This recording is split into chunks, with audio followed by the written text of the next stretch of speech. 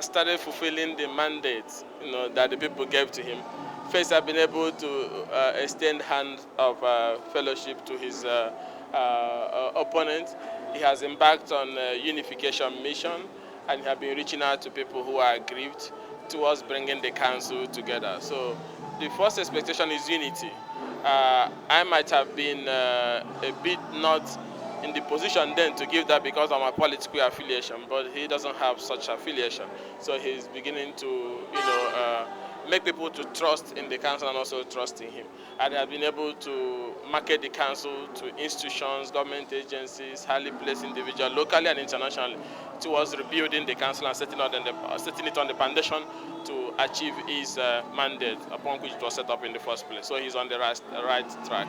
Okay. Secondly, I would like to ask you, President Buhari has appointed those aides you complained about. What's your take on this? Well, first of all, we said in the statement we issued thanks, but we expected more.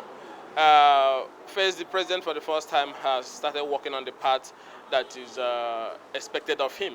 And it's not a favor, it's a constitutional demand. The job he's doing is not a favor, and we need to understand that he asked and begged for the job over a decade and they gave it to him. And they're paying him salary, heavy one for that matter. For a job that you have over 2 billion to cook and eat in the villa, you need to do what the law requires you to do. Because he refused to fulfill those provisions of Section 151. That was why we went to court. Good 18 that he reacted, and in less than 24 hours, he reappointed some of those people.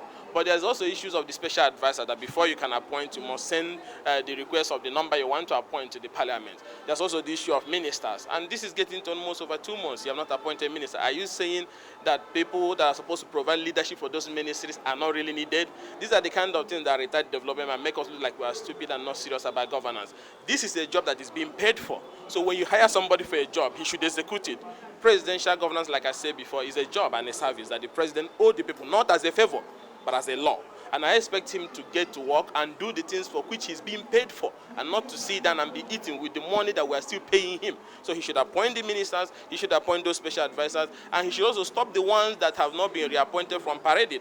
And the ones he also appointed, it means that the president allowed people to assume office without declaring the assets declaration for, because I heard he backdated those appointments, which is also wrong. But give and take, we say thank you for doing what you're supposed to do, and also we expect you to do the right thing by completing this process of having people who are supposed to work with you appointed and sworn into office so that they can help you to drive the change that he promised to Nigerians. Okay, so what kind of issues should be the first in the discussion in the National Assembly, considering the drama that is happening lately? Well, first of all, Wajamemila is on a destructive path.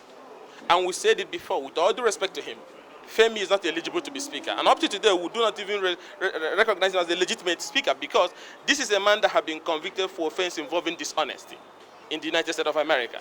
And we shouted and said, why do you allow such a man? I get him, who is supposed to be cooling his feet in Kuje. Why do you allow him to become a speaker? And we said that allowing a tainted man to be speaker may make him not to do that which is expected to do. And with all due respect to them, the first thing they need to do is to let Nigerians know that they are not hallelujah boys to the president. They must show the independence for which parliament is known. Not to do things that suits the president. That's not why the idea. The essence of principles of separation of power is for this one, the executive or the legislature, to checkmate each other. Not for you to go and be answering yes, sir, to the president. So it looks like two of them are owing their emergency to the president. No, nothing wrong about it.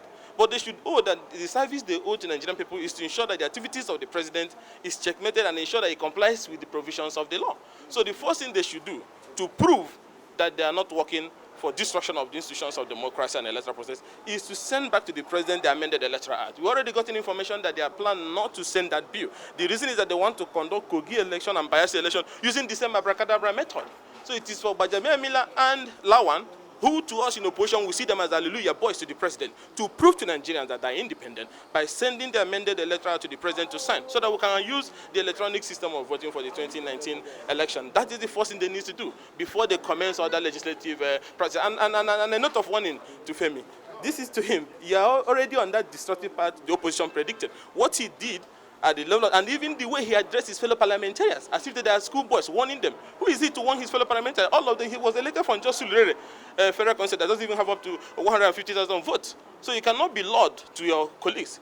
You're just first among equals. So he should reduce his temperament and his aggressive way of reacting to issues so that he doesn't get thrown out, more than before he even does 100 days in office. Okay, lastly, I will need your take on the issue involving Senate is of the opposition, and the issue has brought about reactions from your own. No, but we should the statement is very clear. What Senator Agbo did is against the law.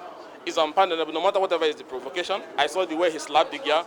You know, if it's your own daughter, will you allow that? So the opposition is angry about that. We committed our feeling to the PDP to take decisive action against him. And we support what the Inspector General of Police is doing. But first of all, the IG doesn't even need to wait for public reaction to do that. He's supposed to have arrested the man the very moment the tape come on board. And it's not just only the tape that involves Senator Agbo. And this is the problem we opposition have with this issue. We are not supporting people who go about on assault. But look at our problem. Agbo have been involved in a disgressive action.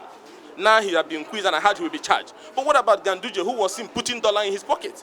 Because now this is a video that the IG is working on. What about the video that involves Ganduje, who was packing the dollar and smiling like somebody, putting it in his pocket? Nothing has happened, no investigation. I know he has immunity, but no investigation. We've also seen videos involving a lot of people who have been involved in corrupt acts involving the government. And that's all we're asking. Be fair when you do this, because when you just treat only the people in opposition who did bad things and you leave the people in the ruling government, you're promoting a culture of impunity and it continues. So show that you don't care who is involved, whether it's in the opposition or it's in the ruling party. You must ensure that they face the full weight of the law. So what they are doing to avoid the investigation and possible arraignment is within the ambit of the law. The opposition supports it, not towards about. But all we are asking, as you are doing to this side, do to your own people who are smelling in corruption. That's all we're asking the president. Investigate all these key issues and don't reward them with government president and appointment, like you see in the case of Benjamin Miller, who have been convicted of an offense involving dishonesty. You made him a speaker. So for us to support and have confidence in the fight against corruption, you must show that you are neutral and they are committed towards eradicating it, whether it involves the opposition or the ruling government. That's all. Thank you.